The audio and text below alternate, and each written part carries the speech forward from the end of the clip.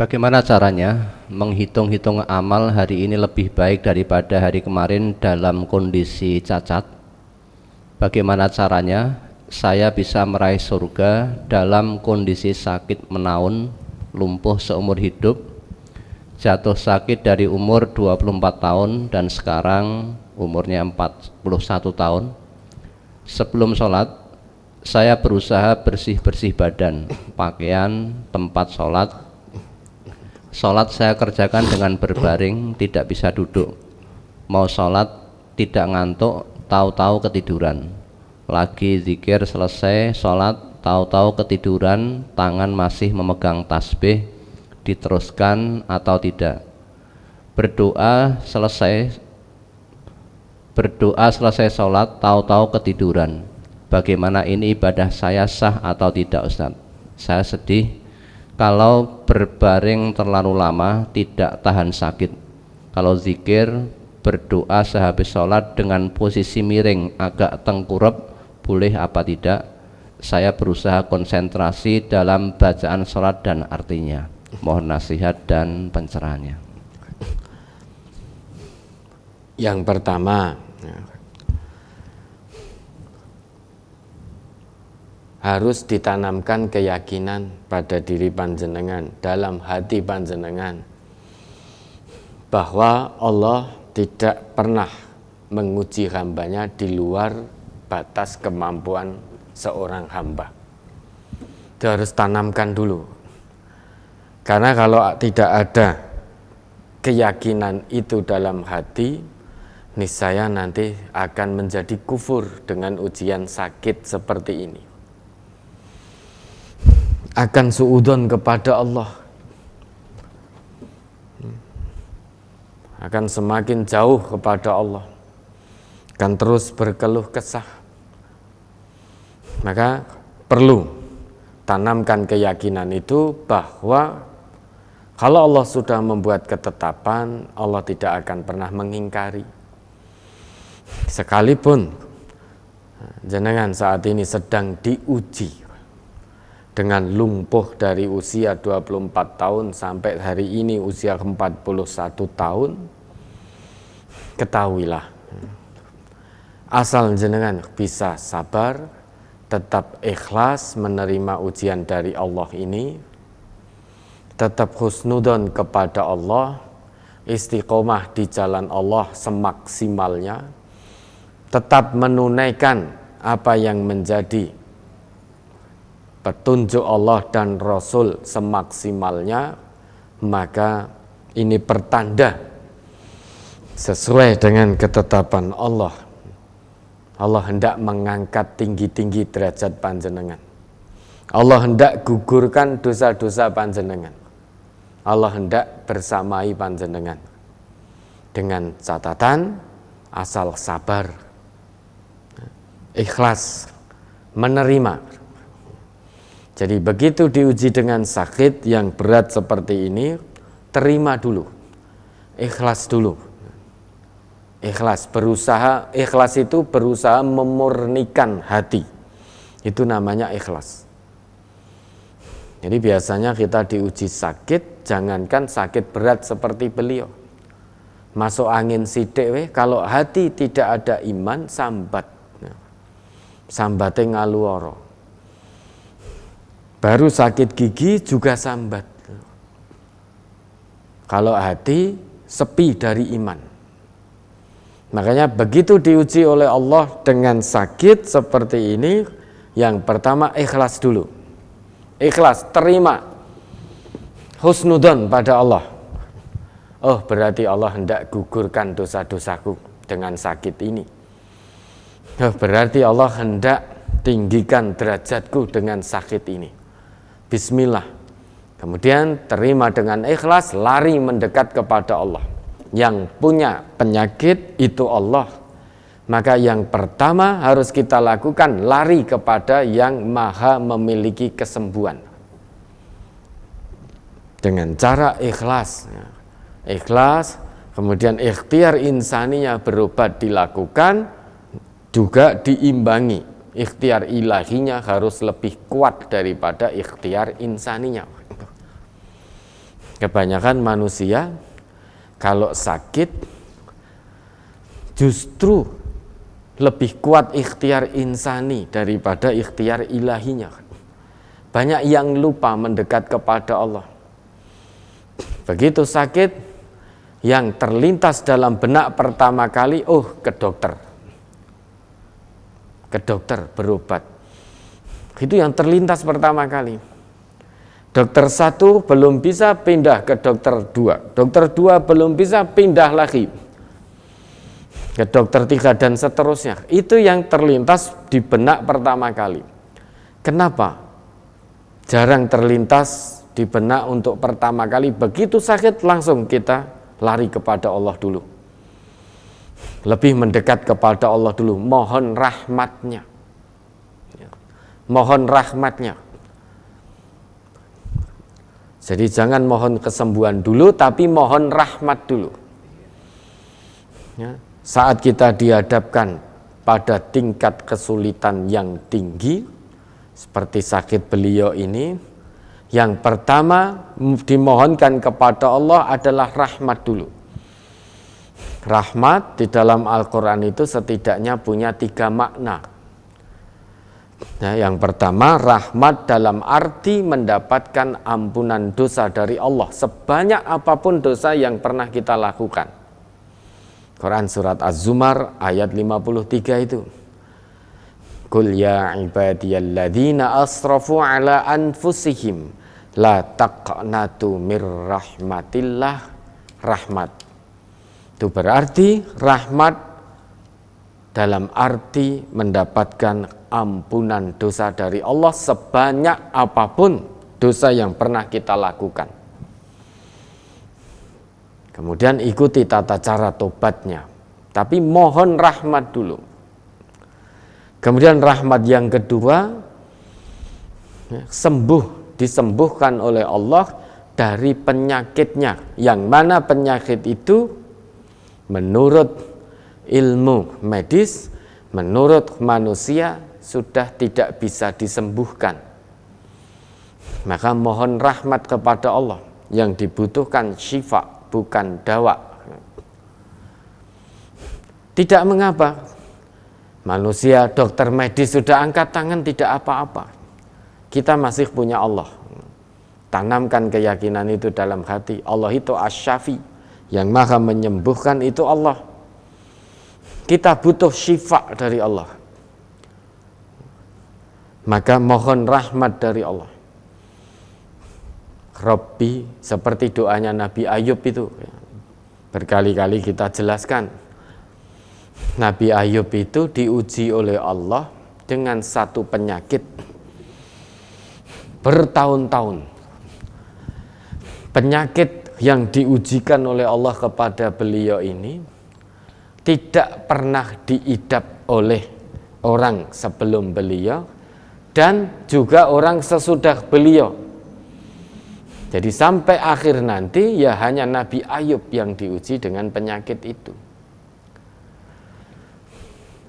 Saat beliau merasa penyakitnya sudah mengganggu ibadahnya kepada Allah, maka baru kemudian beliau memohon kepada Allah. Ingat permohonan beliau. Coba dibaca itu. Wa ayyuba idznada rabbahu anni massaniyad dzurru wa anta arhamur rahimin. Ini rahmat mohonnya. Monggo Ustaz. Quran surat apa itu ayat 83, 84. Surat Al-Anbiya. Al-Anbiya ya. Wa ayyuba idznada rabbahu anni massaniyadz-dzurru wa anta arhamur rahimin. Dan ingatlah kisah Ayub ketika ia menyeru Tuhannya, "Ya Tuhanku, sesungguhnya aku telah ditimpa penyakit dan Engkau adalah Tuhan yang Maha Penyayang di antara semua penyayang."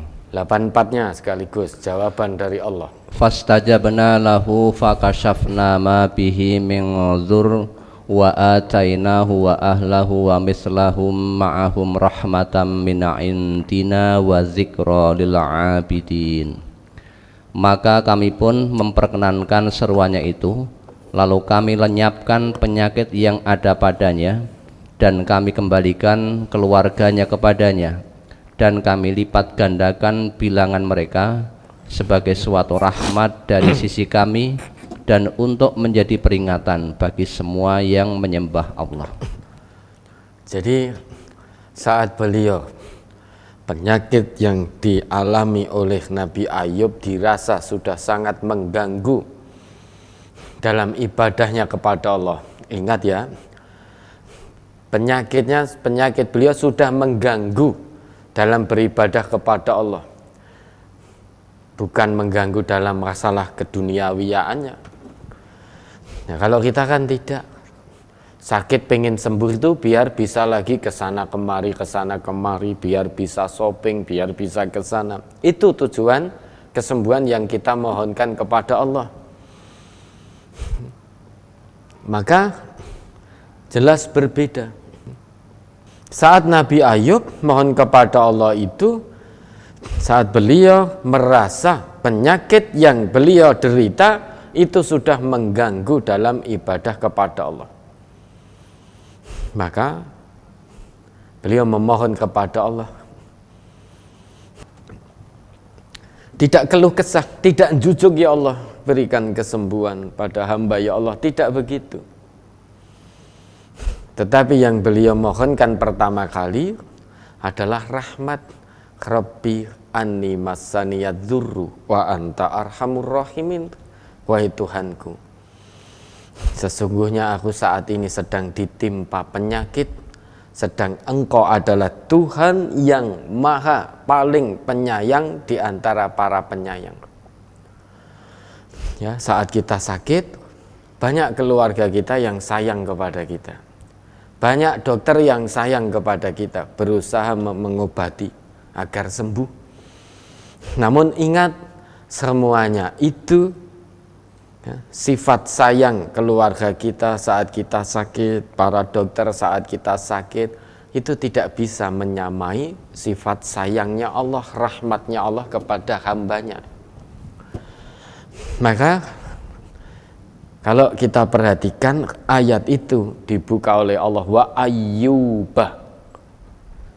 ayyuba, fathah huruf terakhirnya, wa ayyuba. Ada pesan yang mendalam. Fathah itu kan maftuh, terbuka. Berarti kisah ini terbuka, dibuka oleh Allah untuk siapapun. Generasi sesudah Nabi Ayub untuk mengambil ibrah dari pengalaman Nabi Ayub ini. Bagaimana saat diuji oleh Allah dengan sakit yang super berat. Maka diambil ibrahnya. Nada, ketika. Namun bukan hanya bermakna ketika saja. Di situ bermakna ambil pelajarannya, ambil ibrahnya, ambil hikmahnya, ikuti, amalkan dalam kehidupan sehari-hari. Apa yang dilakukan Nabi Ayub saat menghadapi ujian sakit yang begitu berat dari Allah, ujian keimanan dan ketakwaan? Ternyata beliau tidak putus asa dari rahmat Allah. Beliau lari kepada Allah yang maha memiliki kesembuhan. Ya. Yang beliau mohonkan bukan keluh kesahnya agar langsung diberi kesembuhan, bukan. Namun beliau sampaikan kepada Allah, Rabbi anni massaniyad dzurru, wahai Tuhanku, sesungguhnya aku saat ini tengah ditimpa penyakit. Wa anta arhamur rahimin, sedang Engkau adalah Tuhan yang paling penyayang di antara para penyayang. Kalau itu, doa itu kita panjatkan dengan dorongan keimanan, ketakwaan dari dalam hati, hanya mengharap ridha Allah, murni mengharapkan pertolongan Allah seutuhnya. bergantung hanya kepada Allah yang pertama dan utama, maka hasilnya luar biasa. Ayat berikutnya, fastajabna lahu wa fakashafna ma bihi min durrin. Maka doanya langsung dikabulkan oleh Allah tanpa tunggu lama. Ya, pakai fa di situ, harfun bila hudud, tidak lama-lama sudah. Fastajabna lahu. Kami kabulkan, perkenankan permohonannya itu. Kemudian fakashafna ma bihi min durrin, kami angkat penyakit dari dirinya. Kemudian dikembalikan keluarganya. Ya, beliau sakit, bukan hanya sakit saja, ujian sakit berat, diemoi masyarakatnya, kemudian keluarganya semuanya meninggal, habis semuanya. Hartanya juga habis. Sehingga wis entek-entekan tenan. Secara keluarga, harta, kesehatan sudah habis-habisan betul. Namun beliau tidak sambat, tidak keluh kesah. Nah, saat dirasa sudah sangat mengganggu untuk ibadah, maka dengan ketundukan dan penuh harap hanya kepada Allah,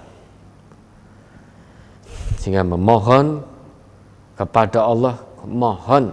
Beliau tidak mohon kesembuhan, tetapi menceritakan kepada Allah, meski sesungguhnya beliau juga tahu kalau Allah Maha mengetahui kondisinya. Tapi beliau menceritakan kondisinya kepada Allah. Rabbi anni masaniyadzuru, ya Allah, hamba saat ini tengah ditimpa penyakit, ya Allah, sembuhkanlah hamba. Tidak begitu, tetapi beliau mohon, sedang Engkau Tuhan yang paling penyayang, mohon rahmat dari Allah. Yang pertama, kalau kita dihadapkan pada kesulitan apapun bentuknya, jangan cepat-cepat mohon diselesaikan kita dari kesulitan itu, tetapi yang pertama mohon rahmat Allah dulu. Setelah itu baru mohonkan apa yang menjadi keinginan kita, mohon kesembuhan, mohon ini, mohon dimudahkan segala urusan. Namun yang pertama mohonkan rahmat Allah dulu. Kalau rahmat Allah sudah turun, semua kesulitan selesai. Semua kesulitan selesai. Bagaimana yang dialami oleh Nabi Ayub ini. Maka tadi panjenengan yang bertanya ini jangan berkecil hati. Jangan putus asa dari rahmat Allah. Terus langitkan doanya Nabi Ayub ini dengan penuh harap dan yakin kepada Allah. Kalau itu panjenengan lakukan terus menerus, hanya mengharap ridha Allah dan yakin betul bahwa Allah Maha menyembuhkan, insya Allah ya, fisik boleh sakit, namun hati akan ditenangkan oleh Allah. Hamba Allah yang beriman, fisik boleh sakit, namun jangan sampai fisiknya sakit, hatinya ikut sakit. Tidak bisa bersabar, berarti itu hatinya juga ikut sakit. Sudah rugi dunia, rugi akhirat. Harusnya fisik yang sakit itu, kalau hatinya tidak sakit, maka akan dapat kafarah dari Allah. Digugurkan dosa-dosanya, laksana pohon gugurkan dedaunannya. Namun kalau hatinya sakit sehingga tidak bersabar, tidak bisa ikhlas menerima ujian dari Allah ini, menggerutu, berkeluh kesah, sambat terus, maka rugi dunia, rugi akhirat. Di dunia fisiknya sakit, rugi. Di akhirat tidak bisa sabar, sakitnya tidak bisa jadi kafarah, malah nyalah ke Gusti Allah. Ya Allah, saya sudah sholat, saya sudah zakat, saya sudah puasa, saya juga sudah tertib dan semangat rutin istiqomah mengamalkan amalan-amalan sunnah. Tapi kenapa Engkau timpakan sakit ini kepadaku, ya Allah? Aku kurang apa? Sedangkan fulan itu sholatnya masih igla-igli, masih menunda-nunda, ngaji yo enggak sregep, wajibnya keteter, belum lagi sunnahnya tidak pernah mengerjakan. Kenapa terus sehat ya Allah? Kenapa engkau pilih kasih? Katanya engkau akan menolong hambamu yang beriman, tapi kenapa engkau beri aku sakit seperti ini? Malah nyalahi Gusti Allah. Dunyane rekoso, akhirate tambah rekoso, nyalahi Gusti Allah. Harusnya sikapi dengan ikhlas, sabar, akan jadi kafarah, penggugur dosa-dosa dari Allah. Panjatkan terus doanya Nabi Ayub ini dengan penuh keyakinan kepada Allah. Sesuai dengan janji Allah, Allah akan lenyapkan penyakit dari tubuh panjenengan. Itu ketetapan Allah. Dengan syarat panjenengan panjatkan penuh harap, jangan coba-coba. Jadi yakin betul kepada Allah dan jangan mendikte Allah, ya Allah besok sembuhkan saya ya Allah, jangan. Karena Nabi Ayub memohon seperti itu, terserah Allah mau turunkan rahmatnya, mau turunkan kesembuhan, terserah Allah. Namun yang jelas kalau itu kita panjatkan dengan penuh keimanan dan keyakinan seutuhnya kepada Allah, tidak lama fastajabna lahu fakashafna ma bihi min durin. Ini janji Allah. Ya, jalankan ini, tunaikan, praktekkan doanya Nabi Ayub ini. Jangan hanya coba-coba. Lah ini ikhtiar ilahi harus kuat. Kuatnya harus melebihi ikhtiar insani. Kalau saat sakit ikhtiar insani saja kita bisa kuat, bisa dari satu dokter pindah ke dokter lain, dari satu rumah sakit pindah ke rumah sakit yang lain. Kenapa kita lupa kepada Allah? Yang punya kesembuhan adalah Allah. Maka lari dulu kepada Allah, lebih dekat lagi kepada Allah. Baru kemudian ikhtiar insaninya mengikuti. Nah dari situ insya Allah Allah akan berikan jalan kesembuhan yang terbaik, di tempat yang terbaik, waktu yang terbaik. Fisiknya sakit, jangan sampai hatinya ikut-ikutan sakit.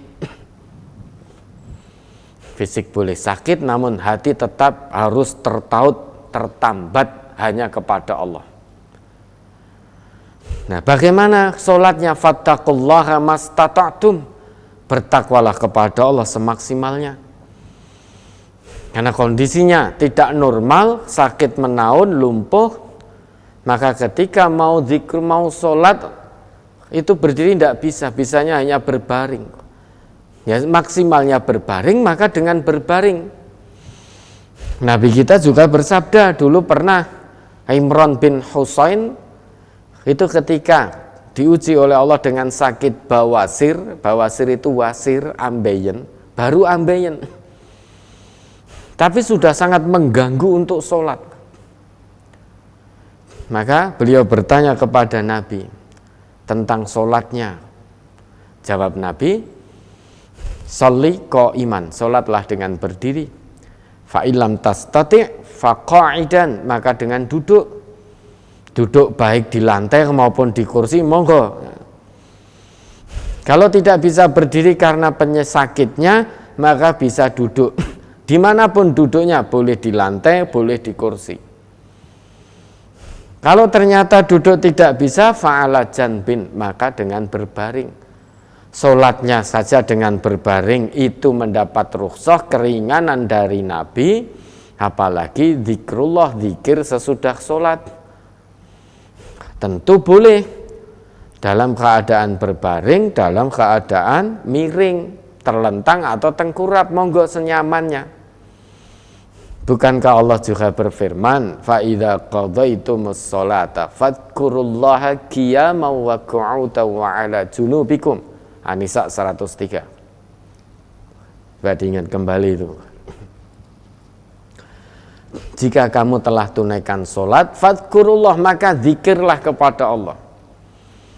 Baik dalam keadaan berdiri, ataupun dalam keadaan duduk, ataupun dalam keadaan berbaring. Jangan sampai tidak zikir, apapun keadaannya, zikrullah. Dalam keadaan berdiri, duduk, maupun berbaring. Coba dibaca itu. Surat An-Nisa surat 4 ayat 103. Fa idza qadaytumus salata fadhkurullaha qiyaman wa qu'udan wa 'ala junubikum fa idzat ma'nantum fa aqimus shalah innas sholata kanat 'alal mu'minina kitaban mauquta. Maka apabila kamu telah menyelesaikan sholatmu, ingatlah Allah di waktu berdiri, di waktu duduk, dan di waktu berbaring. Kemudian apabila kamu telah merasa aman, maka dirikanlah sholat itu sebagaimana biasa. Sesungguhnya sholat itu adalah kewajiban yang ditentukan waktunya atas orang-orang yang beriman. Ayat ini pertama bisa kita maknai bahwa ini perintah zikir sesudah sholat. Jadi kalau sholat sudah kamu selesai, kamu tunaikan, ojo langsung mak kelebat melupakan Allah, jangan, tapi zikrullah di situ. Zikir sesuai dengan apa yang dituntunkan oleh Rasulullah. Selesai sholat jangan langsung kelebat, jangan langsung sibuk dengan urusan dunia, zikir dulu. Boleh zikirnya dalam keadaan berdiri, maupun dalam keadaan duduk, maupun dalam keadaan berbaring. Itu makna pertama. Kemudian makna kedua, ayat ini mengingatkan kepada kita tentang fungsi sholat. Orang yang sholatnya benar, maka dalam kondisi apapun dia akan selalu ingat Allah. Baik dalam keadaan senang, keadaan longgar, maupun dalam keadaan sempit, maupun dalam keadaan susah. Baik dalam keadaan sehat, maupun dalam keadaan sakit. Kalau sholatnya benar, dalam arti fungsi sholatnya tegak betul, tanha 'anil fahsya' wal munkar, itu tegak betul. Orang yang sholatnya benar, dalam arti benar bukan hanya gerakannya saja, bukan hanya bacaannya saja, namun benar pula fungsinya, maka dia akan selalu ingat Allah, tidak akan pernah meninggalkan Allah bagaimanapun kondisinya. Kondisi kaya, ingat Allah. Kondisi miskin, ingat Allah. Kondisi sehat, ingat Allah. Kondisi sakit, bagaimanapun bentuk sakitnya, tetap ingat Allah. Itu orang yang sholatnya benar. Tapi kalau ada orang sekalipun dia sholat benar gerakannya, namun fungsinya tidak tegak, maka ya salah. Ada yang salah, tanda tanya besar dalam fungsi sholatnya.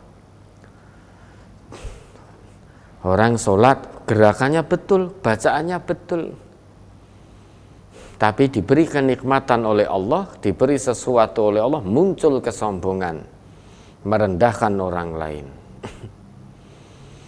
menganggap dirinya paling kaya, menganggap dirinya paling punya uang, menganggap dirinya paling penting, menganggap dirinya paling benar, menganggap dirinya paling berpengaruh. Nah, meski sholatnya benar, gerakan dan bacaannya, namun ternyata fungsi sholatnya tidak tegak. Karena sombong baik melalui perbuatan, perkataan maupun sikap, itu perbuatan mungkar. Sedang kemungkaran itu ya, sesuatu bentuk kemaksiatan kepada Allah yang fitrah kita tidak bisa menerima itu. Akal sehat kita tidak bisa menalar, tidak bisa menerima. Ada orang diberi sesuatu, diberi nikmat oleh Allah, kok sombong. Fitrah kita ini tidak bisa menerima. Fitrah ketauhidan kita tidak bisa menerima. Ada orang sombong dengan hartanya, dengan kedudukannya. Meski kesehariannya dia sholat, gerakannya betul, bacaannya betul, namun fungsinya tidak tegak, ditandai dengan ada sifat sombong dalam dirinya karena merasa paling segalanya.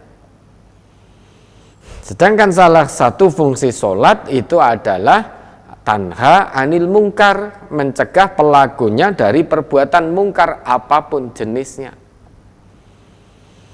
Itu salah satu fungsi sholat.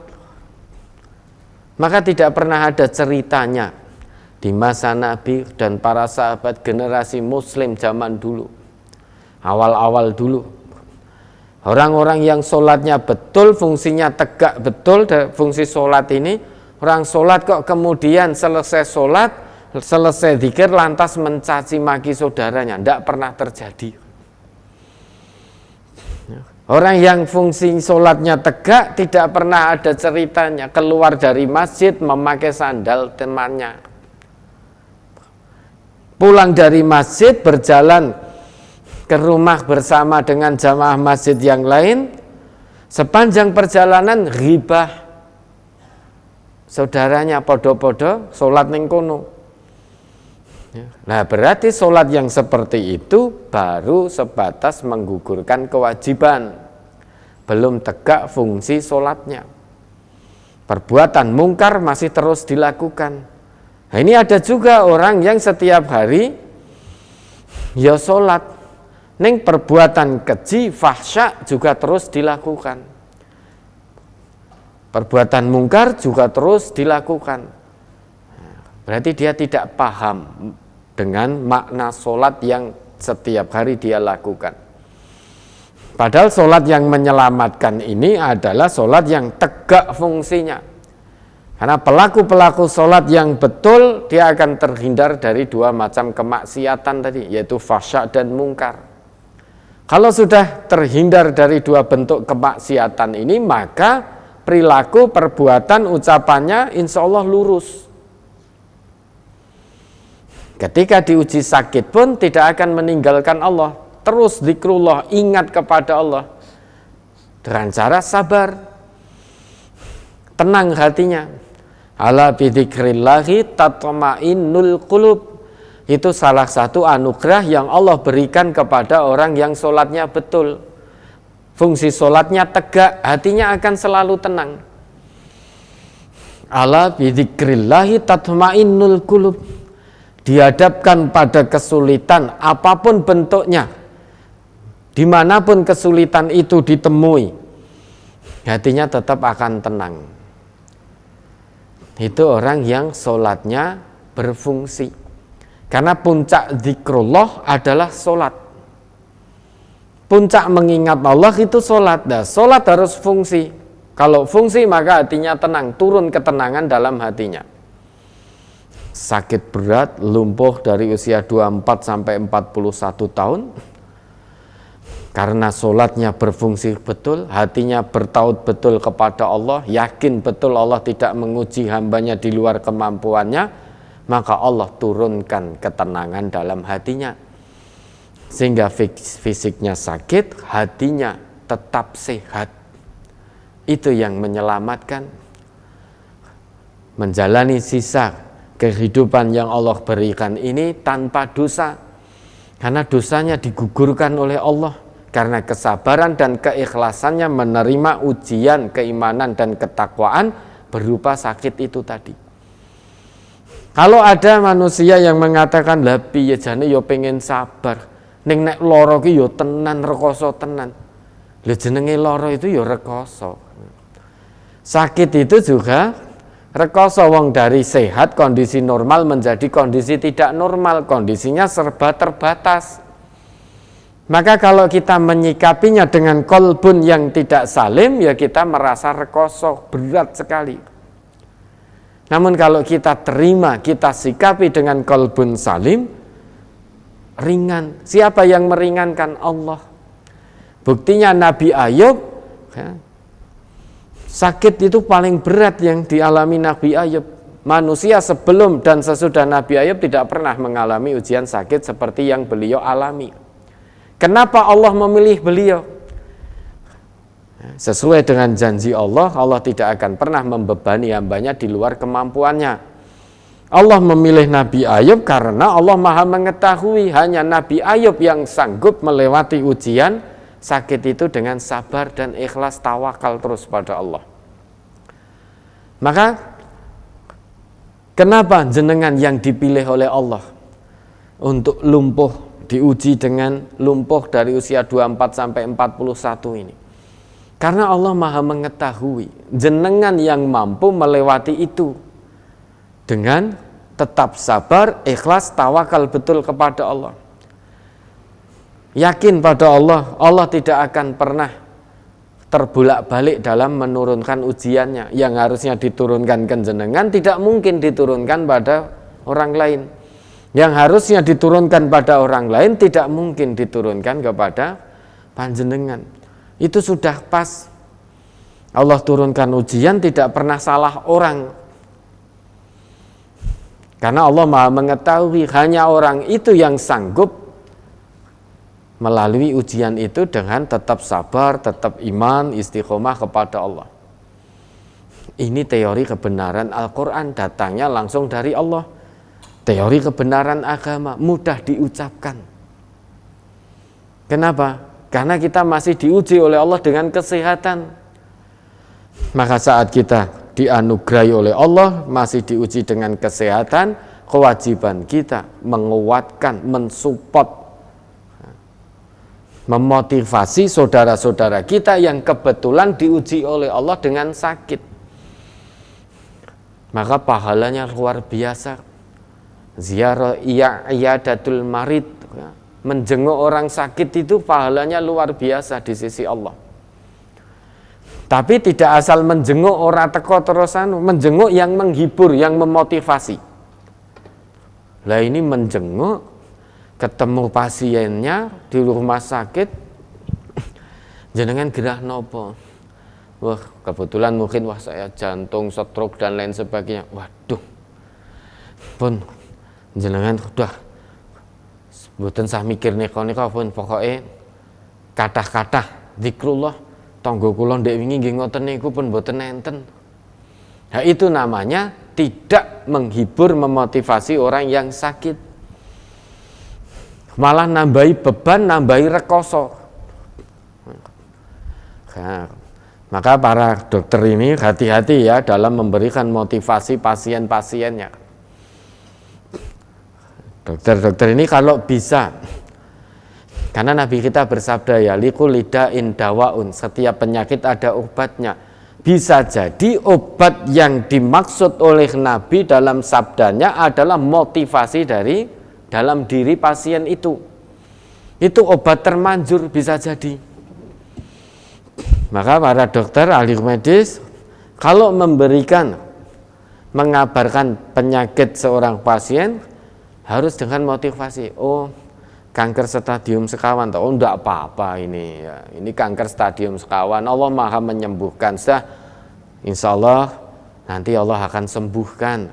Nah, sakniki jenengan kewajibannya, oh ini diminum sekian, ini diminum sekian, pun insya Allah nanti Allah menyembuhkan.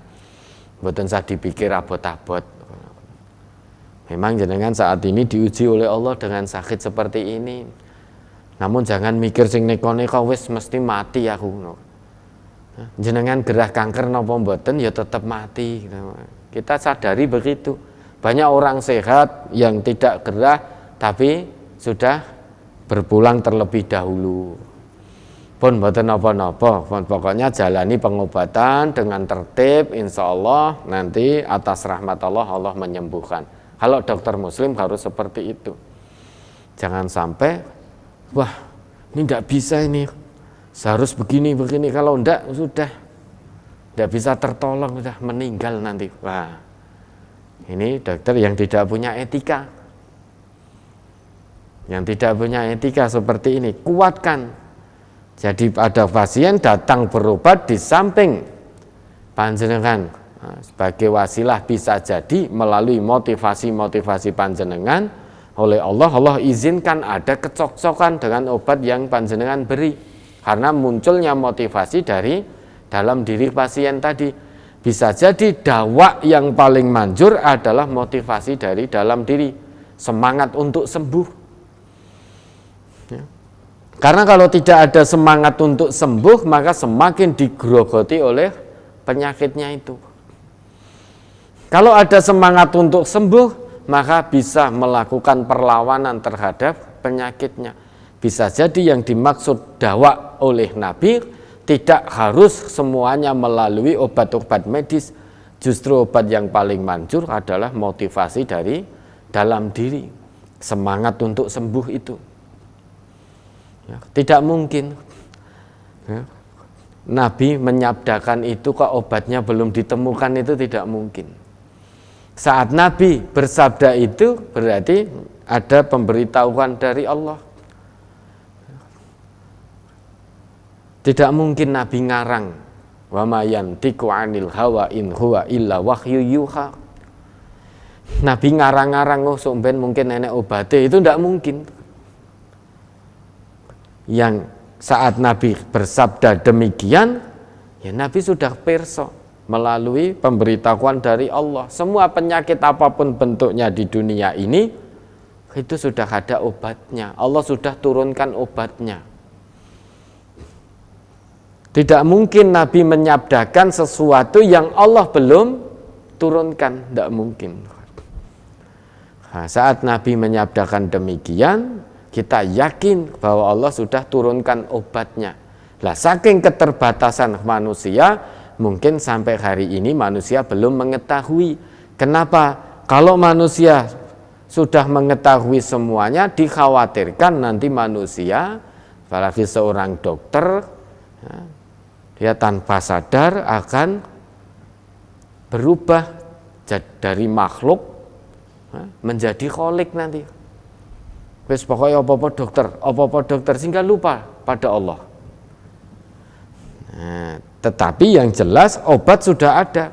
Bisa jadi obat yang paling manjur motivasi dari dalam diri. Maka sangat ditekankan ziarah atau iyadatul marid, menjenguk orang yang sakit. Maka panjenengan tetap bersemangat, jangan putus asa, jangan ngelokro. Semua yang menjadi ketentuan syariat karena kondisi jenengan tidak normal, tunaikan semaksimalnya. Allah Maha mengetahui kondisi panjenengan. Ya, tunaikan semaksimalnya. Insya Allah diterima oleh Allah. Karena maksimalnya ya sesuai dengan kemampuan panjenengan. Ya, ada lagi.